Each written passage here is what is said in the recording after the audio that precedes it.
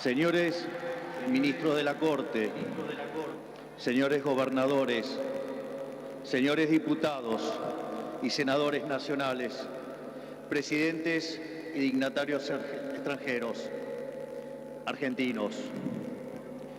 Hoy comienza una nueva era en Argentina. Hoy damos por terminada una larga y triste historia de decadencia y declive y comenzamos el camino de la reconstrucción de nuestro país.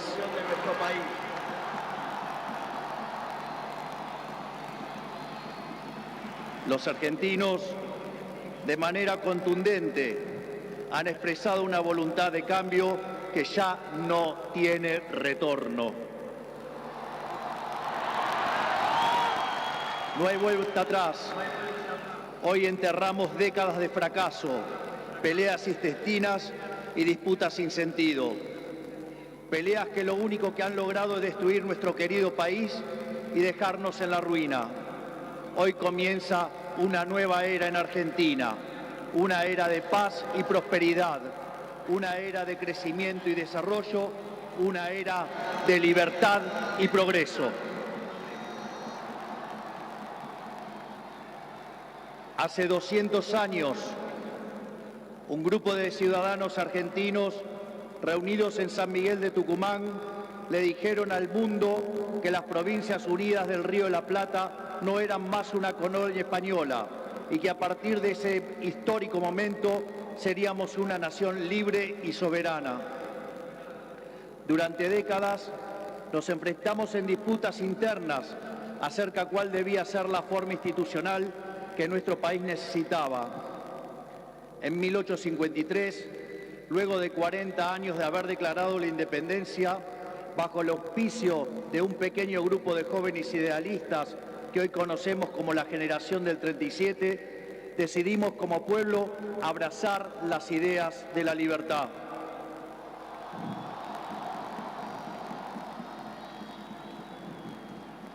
Así, se sancionó una constitución liberal con el objetivo de asegurar los beneficios de la libertad para nosotros, para nuestra posteridad y para todos los hombres del mundo que quieran habitar el suelo argentino.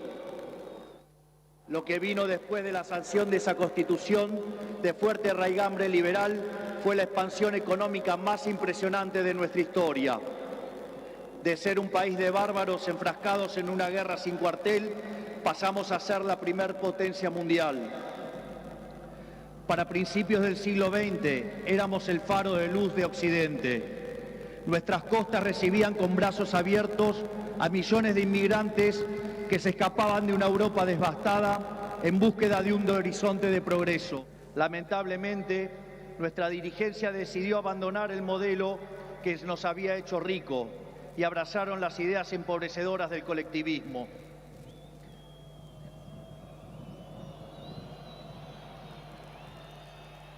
Durante más de 100 años, los políticos han insistido en defender un modelo que lo único que genera es pobreza, estancamiento y miseria.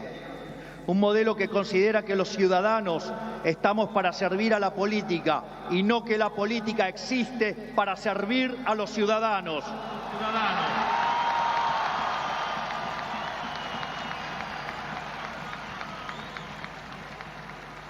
Un modelo que considera que la tarea de un político es dirigir la vida de los individuos en todos los ámbitos y esferas posibles. Un modelo que considera al Estado como un botín de guerra que hay que repartir entre los amigos. Señores, ese modelo ha fracasado. Ha fracasado en todo el mundo, pero en especial ha fracasado en nuestro país. Así como la caída del muro de Berlín marcó el final de una época trágica para el mundo, estas elecciones han marcado el punto de quiebre de nuestra historia.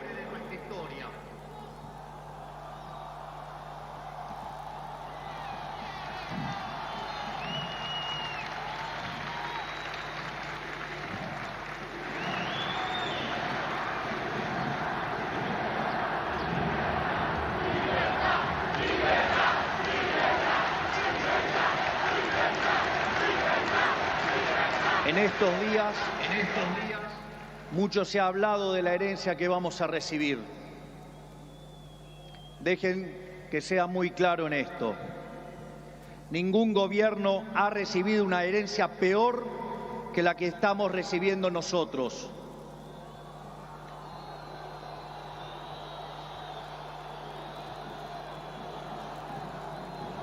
El kirchnerismo, que en sus inicios se jactaba de tener superávit gemelos, esto es, superávit fiscal y externo, hoy nos deja déficit gemelos por 17% del PBI.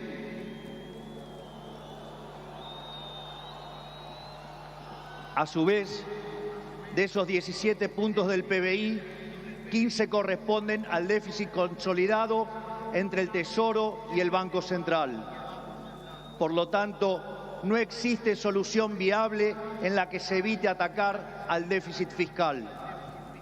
Al mismo tiempo, de esos 15 puntos de déficit fiscal, 5 corresponden al Tesoro Nacional y 10 al Banco Central, por lo que la solución implica, por un lado, un ajuste fiscal en el sector público nacional de 5 puntos del PBI, que a diferencia del pasado, caerá casi totalmente sobre el Estado y no sobre el sector privado.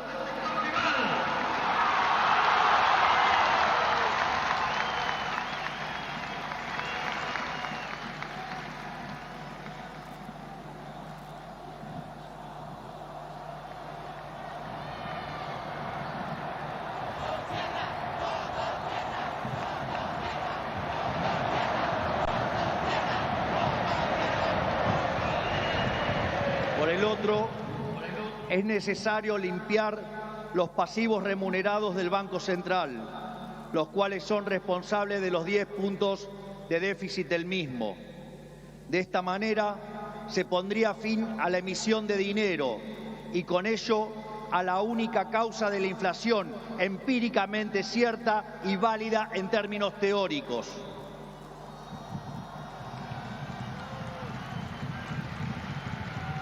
Sin embargo, dado que la política monetaria actúa con un rezago que oscila entre 18 a 24 meses, aun cuando hoy dejemos de emitir dinero, seguiremos pagando los costos del desmadre monetario del gobierno saliente.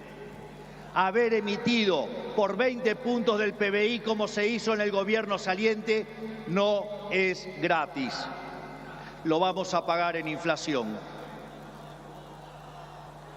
A su vez, el cepo cambiario, otra herencia de este gobierno,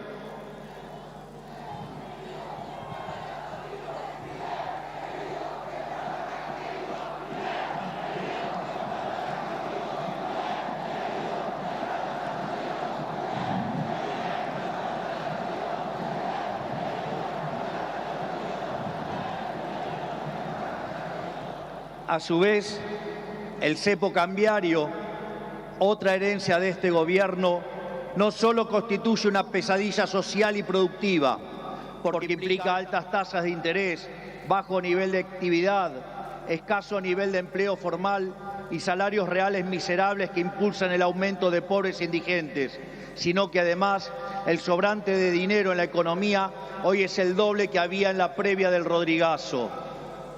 Para tener una idea de lo que eso implica, recordemos que el Rodrigazo multiplicó por 6 veces la tasa de inflación, por lo que un evento similar significaría multiplicar la tasa de inflación por 12 veces. Y dado que la misma viene viajando a un ritmo del 300%, podríamos pasar a una tasa anual del 3.600. A su vez, tranquilos que no termina acá, la herencia sigue. A su vez, dada la situación de los pasivos remunerados del Banco Central, la cual es peor que la que había en la previa de la hiperinflación de Alfonsín, en muy poco tiempo se podría cuadruplicar la cantidad de dinero y con ello llevar a la inflación a niveles del 15.000% anual. Esta es la herencia que nos dejan. Una inflación plantada del 15.000% anual, la cual vamos a luchar contra uñas y dientes para erradicarla.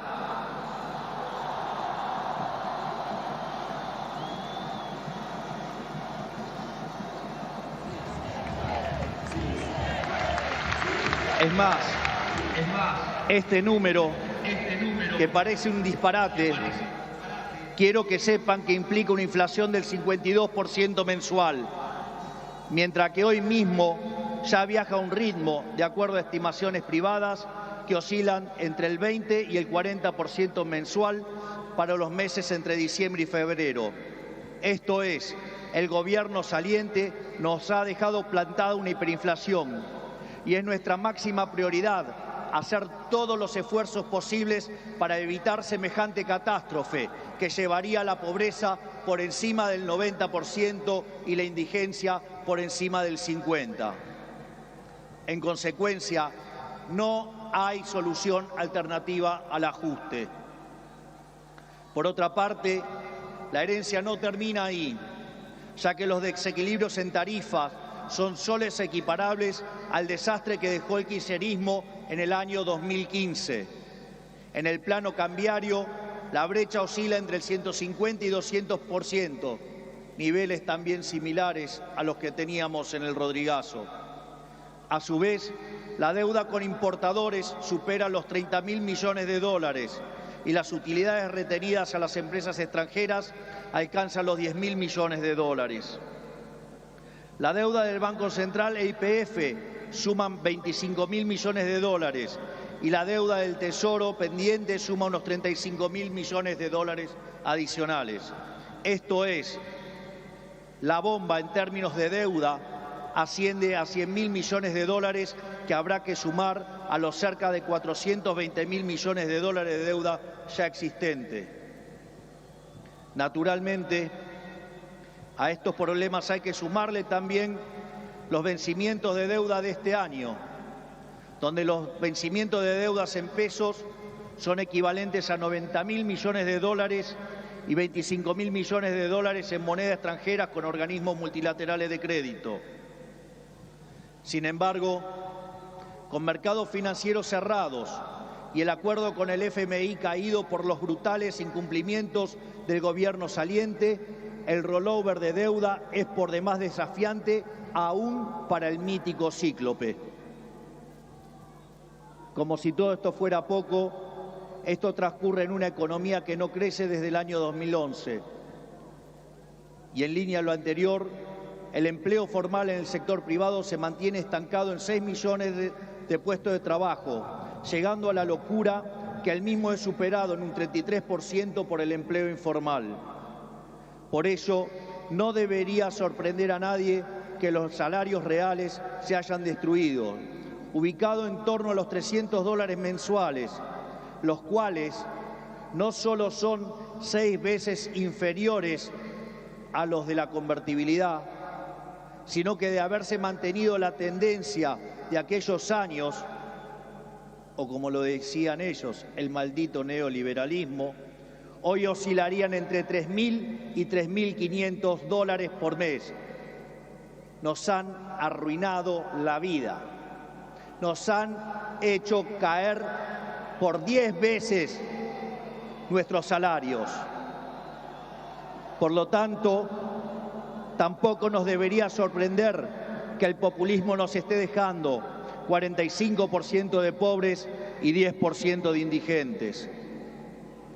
Luego de dicho cuadro de situación, que a todas luces parece irremontable, debe quedar claro que no hay alternativa posible al ajuste.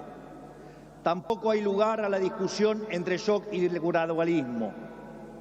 En primer lugar, porque desde el punto de vista empírico, todos los programas gradualistas terminaron mal, mientras que todos los programas de shock, salvo el de 1959, fueron exitosos. En segundo lugar, porque desde el punto de vista teórico, si un país carece de reputación, como lamentablemente es el caso de Argentina, los empresarios no invertirán hasta que vean el ajuste fiscal, haciendo que el mismo sea recesivo. En tercer lugar, y no por ello menos importante, para hacer gradualismo es necesario que haya financiamiento. Y lamentablemente, tengo que decírselos de nuevo, no hay plata.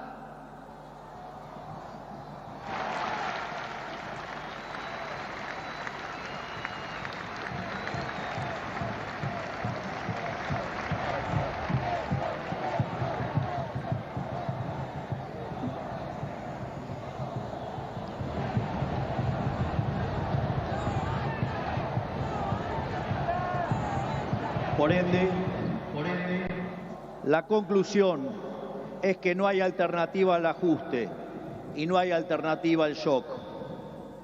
Naturalmente, eso impactará de modo negativo sobre el nivel de actividad, el empleo, los salarios reales, la cantidad de pobres e indigentes. Habrá esta inflación, es cierto, pero no es algo muy distinto a lo que ha pasado en los últimos 12 años. Recordemos que en los últimos 12 años el PBI per cápita ha caído 15% en un contexto donde acumulamos 5.000% de inflación. Por lo tanto, hace más de una década que vivimos en esta inflación. Por lo tanto, este es el último mal trago para comenzar la reconstrucción de Argentina.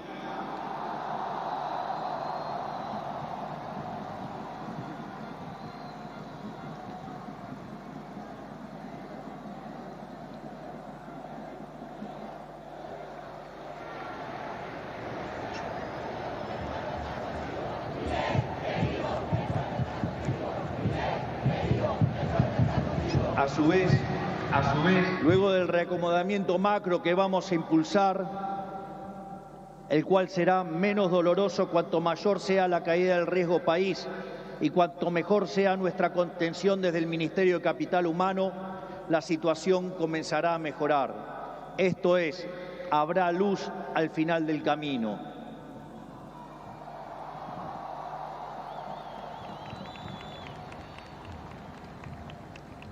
En el caso alternativo, la propuesta sensiblera progresista, cuya única fuente de financiamiento es la emisión de dinero, derivará en una hiperinflación que llevará al país a la peor crisis de su historia, sumado a que nos meterá en una espiral decadente que nos equiparará con la oscuridad de la Venezuela de Chávez y Maduro.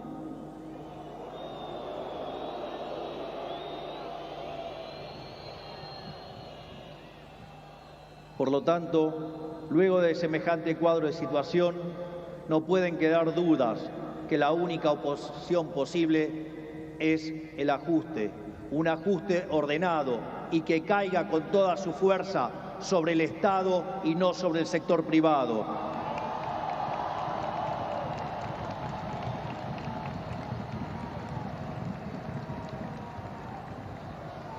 Sabemos que será duro. Por eso quiero también traerles una frase sobresaliente de uno de los mejores presidentes de la historia argentina, que fue Julio Argentino Roca. Nada grande, nada estable y duradero se conquista en el mundo cuando se trata de la libertad de los hombres y del engrandecimiento de los pueblos, si no es a costa de supremos esfuerzos y dolorosos sacrificios. Pero nuestros desafíos no terminan solamente en el plano económico. El nivel de deterioro de nuestro país es tal que abarca todas las esferas de la vida en comunidad. En materia de seguridad, Argentina se ha convertido en un baño de sangre. Los delincuentes caminan libres mientras los argentinos de bien se encierran tras las rejas. El narcotráfico se apoderó lentamente de nuestras calles, a punto tal que una de las ciudades más importantes de nuestro país ha sido secuestrada por los narcos y la violencia. Nuestras fuerzas de seguridad han sido humilladas y maltratadas durante décadas. Han sido abandonados por una clase política que le ha dado la espalda a quienes nos cuidan. La anomia es tal que solo el 3% de los delitos son condenados. Se acabó con el siga-siga de los delincuentes.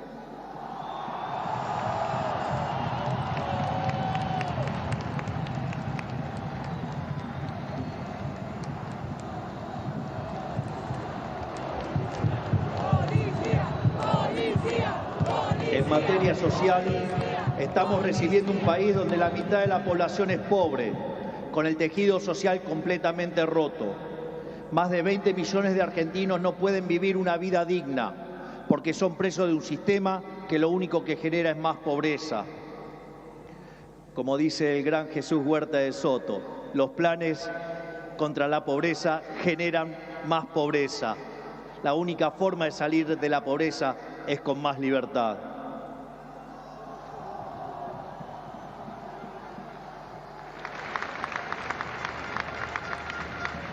Al mismo tiempo, 6 millones de chicos hoy a la noche se irán a dormir con hambre, que caminan descalzos por la calle y otros que cayeron en la droga. Lo mismo ocurre en materia educativa. Para que tengan idea del deterioro que vivimos, solo el 16% de nuestros chicos se reciben en tiempo y forma en la escuela. Solo el 16%. Solo 16 de cada 100. Es decir, que el 84% de nuestros chicos no termina la escuela en tiempo y forma. A su vez, el 70% de los chicos que sí terminan la escuela no pueden resolver un problema de matemática básica o comprender un texto. De hecho, en las últimas evaluaciones PISA, la Argentina se encuentra en el puesto 66 de 81 y séptima en América Latina, siendo que Argentina fue el primer país en terminar con el analfabetismo en el mundo. Si se levantara Sarmiento y viera qué hicieron de la educación.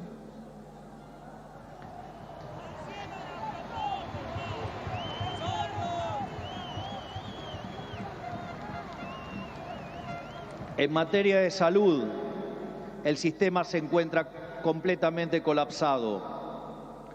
Los hospitales están destruidos, los médicos cobran miseria y los argentinos no tienen acceso a salud básica. Tan es así que durante la pandemia, si los argentinos hubiéramos hecho las cosas como la media de los países del mundo, hubiéramos tenido 30.000 muertos. Pero gracias al Estado Te Cuida y su ineficiencia, 130.000 argentinos perdieron la vida.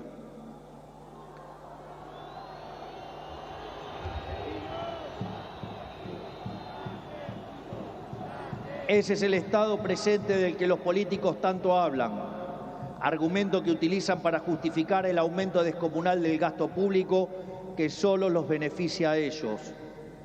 En todas las esferas, miren donde miren, la situación de la Argentina es de emergencia. Si miramos la infraestructura de nuestro país, la situación es la misma. Solo el 16% de nuestras rutas se encuentran asfaltadas y solo el 11% se encuentra en buen estado. Por eso, no es casualidad que mueran cerca de 15.000 argentinos por año en accidentes de tránsito. Lo que quiero graficar con todo esto es que la situación de la Argentina es crítica y de emergencia. No tenemos alternativas y tampoco tenemos tiempo. No tenemos margen para discusiones estériles. Nuestro país exige acción y una acción inmediata. La clase política deja un país al borde de la crisis más profunda de nuestra historia. Cada uno de ellos tendrá que hacerse cargo de su propia responsabilidad. No es tarea mía señalarlos. No buscamos ni deseamos las duras decisiones que habrá que tomar en las próximas semanas, pero lamentablemente no nos han dejado opción. Sin embargo, nuestro compromiso con los argentinos es inalterable. Vamos a tomar todas las decisiones necesarias para arreglar el problema que causaron 100 años de despilfarro de la clase política, aun cuando al principio sea duro.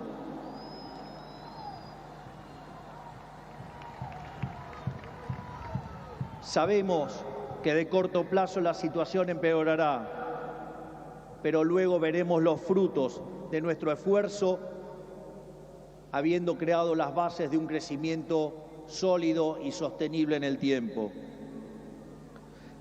También sabemos que no todo está perdido. Los desafíos que tenemos son enormes, pero también lo es nuestra capacidad para superarlos.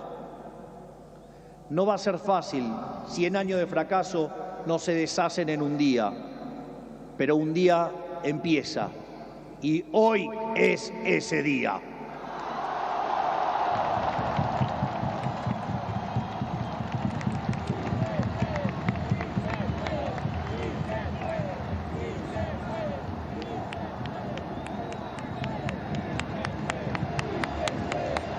Hoy empezamos a desandar el camino de la decadencia y comenzamos a transitar el camino de la prosperidad. Tenemos todos para ser el país que siempre soñamos. Tenemos los recursos, tenemos la gente, tenemos la creatividad y, mucho más importante, tenemos la resiliencia para salir adelante.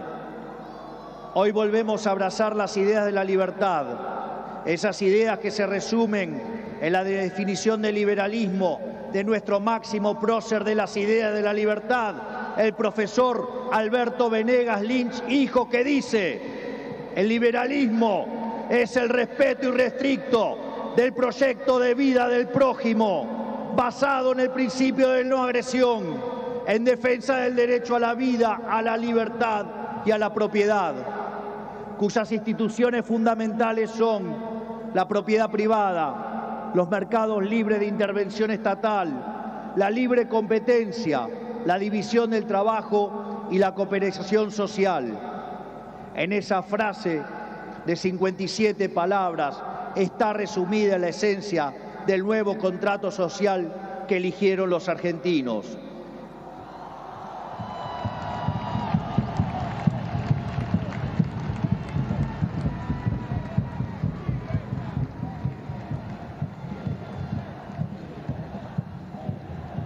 Este nuevo contrato social nos propone un país distinto, un país en el que el Estado no dirija nuestras vidas, sino que vele por nuestros derechos, un país en el que las hace, las paga.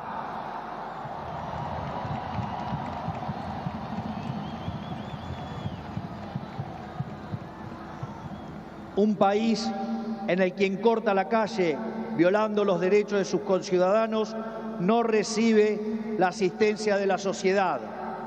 Puesto en otros términos, el que corta no cobra.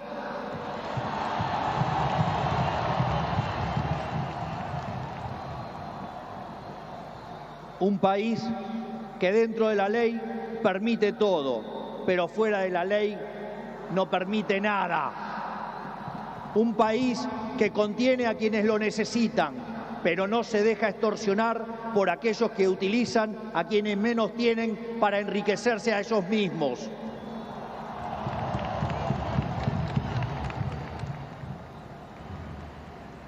En cuanto a la clase política argentina, quiero decirles que no venimos a perseguir a nadie, no venimos a saldar viejas vendetas, ni a discutir espacio de poder. Nuestro proyecto no es un proyecto de poder, nuestro proyecto es un proyecto de país.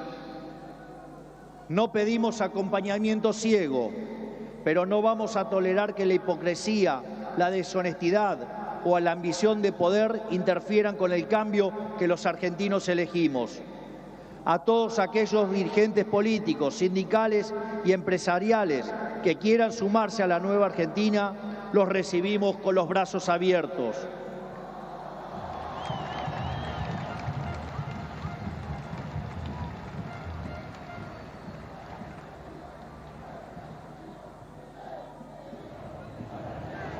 Así, no importa de dónde venga, no importa qué hayan hecho antes, lo único que importa es hacia dónde quieren ir.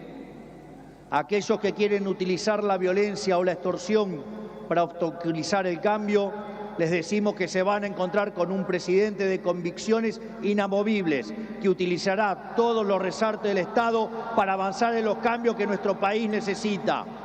No vamos a claudicar, no vamos a retroceder, no nos vamos a rendir. Vamos a avanzar con los cambios que el país necesita, porque estamos seguros que abrazar las ideas de la libertad es la única manera en la que podremos salir del pozo en el que nos han metido.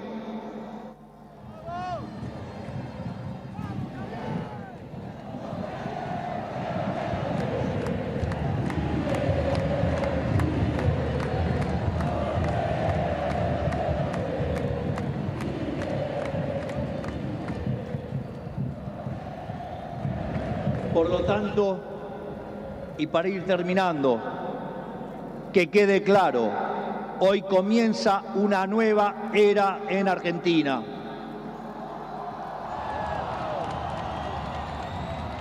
El desafío que tenemos por delante es titánico, pero la verdadera fortaleza de un pueblo se mide en cómo enfrenta los desafíos cuando se presentan. Y cada vez que creemos que nuestra capacidad para superar esos desafíos ha sido alcanzada, miramos al cielo y recordamos que esa capacidad bien podría ser ilimitada. El desafío es enorme, pero lo afrontaremos con convicción. Trabajaremos sin descanso y llegaremos a destino. No es casualidad que esta inauguración presidencial ocurra durante la fiesta de Hanukkah, la fiesta de la luz, ya que la misma celebra la verdadera esencia de la libertad.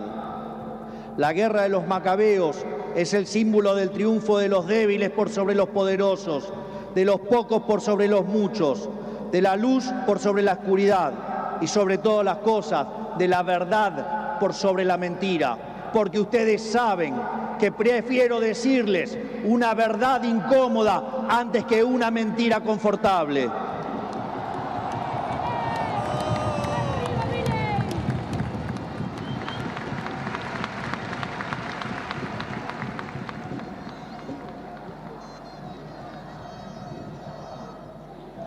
Estoy convencido de que vamos a salir adelante.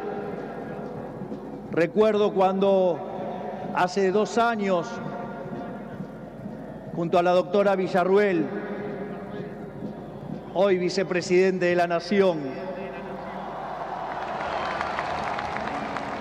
ingresamos a esta casa como diputados. Recuerdo que en una entrevista me habían dicho: pero si ustedes son 2 en 257, no van a poder hacer nada. Y también recuerdo que ese día la respuesta fue una cita del libro de Macabeos 3:19, que dice que la victoria en la batalla no depende de la cantidad de soldados, sino de las fuerzas que vienen del cielo.